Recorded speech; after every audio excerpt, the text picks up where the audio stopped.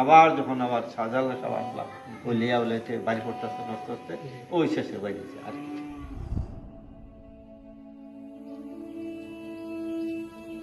ইতিহাসের সাক্ষী হয়ে আছে ঐতিহ্যবাহী উচাইল শঙ্করপাশা শাহী জামে মসজিদ।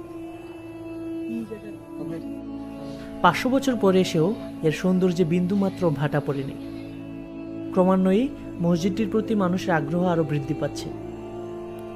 সেই ধারাবাহিকতায় ইতিহাসের সাক্ষী হতে আজ আমরা 3 বন্ধু রওনা দিয়েছিলাম শঙ্করপাশার উদ্দেশ্যে।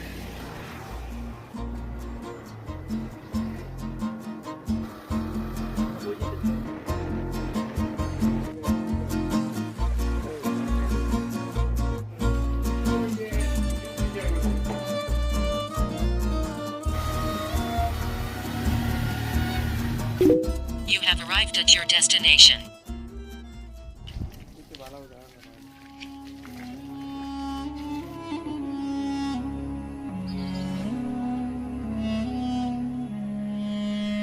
একচালা এই মসজিদটি 1513 সালে নির্মিত হয়েছে। দৈর্ঘ্য ও প্রস্থ একই মাপে।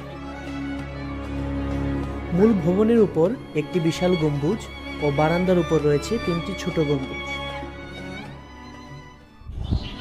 কত বছরের পুরাতন হতে পারে মসজিদটা? মসজিদের ভেতর ও বাইরের দেয়াল নিখুঁত কারুকার্য খচিত, যা বর্তমান সময়ে বিরল।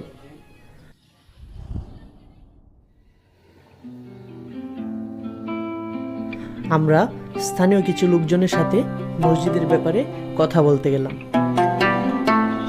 পুরো এলাকাটাই মোষটা ভেঙে ফিরে গেছিল জানি এবার যা ওই যে বয়স জঙ্গল কাটতে কাটতে তখন দেখা যাইতেছে ফিরে একটা মসজিদের কেউ কইছে মন্দির কেউ গির্জা এই ধরনের মন্তব্য করতো।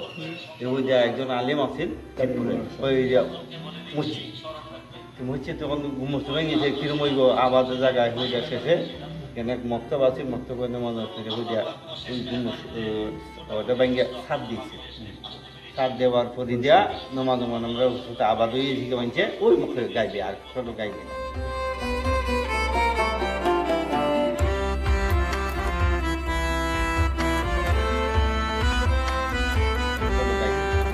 এরপরে দেওয়া অঞ্চল সরকারে গেছিল মসজিদ ইতিহাস করলে দেখা হয়ে যায় ছাদ ছিল গুম্বজ ছিল তখন সরকার থেকে এই গুম্বজটা নিয়ে যাচ্ছে।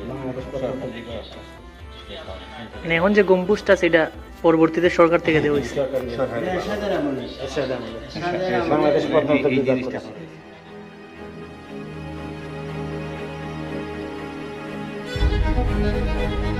হিন্দুরা খুব অত্যাচার করছে মানে মুসলমান আলিমুল্লাহ মাস্টার রাখছেই না আবার কোন মুসলমান নাই এখানে শেষে এই যে আবার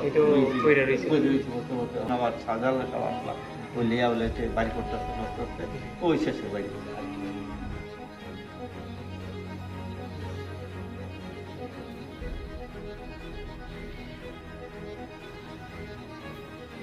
ওই এখানে পাথর আছে পাথর ছিল ওই ওই ওই ওই বোঝা না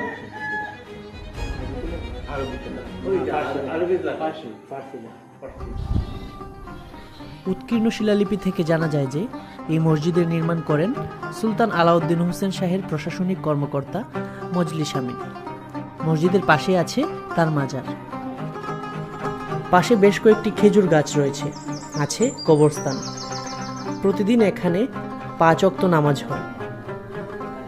দেশের বিভিন্ন স্থান থেকে পর্যটক এসে মসজিদটি দেখে যান।